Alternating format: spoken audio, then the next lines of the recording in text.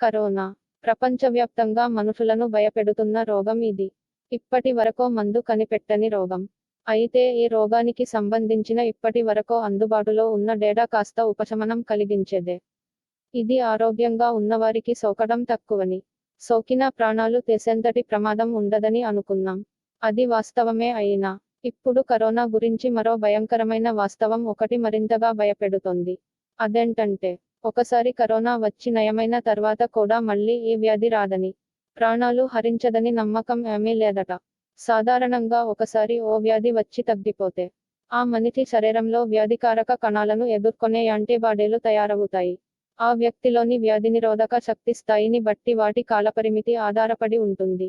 సాధారణంగా ఇలాంటి వైరస్ వంటి జబ్బులు వచ్చి తగ్గిపోతే మళ్ళీ 2-3 ఏళ్ల వరకు ఈ జబ్బు రావడం అరుదు. కానీ ఈ కరోనా నుంచి కోలుకున్న వ్యక్తుల్లో యాంటీబాడీలు 2-3 నెలలు మాత్రమే ఉంటున్నాయట. అంతేకాదు కరోనా లక్షణాలతో బాధపడిన వ్యక్తులతో పోల్చితే లక్షణాలు లేకుండా కరోనా పాజిటివ్ వచ్చిన వ్యక్తుల్లో తక్కువ స్థాయిలో యాంటీబాడీలు ఏర్పడుతున్నట్టు తెలిపారు.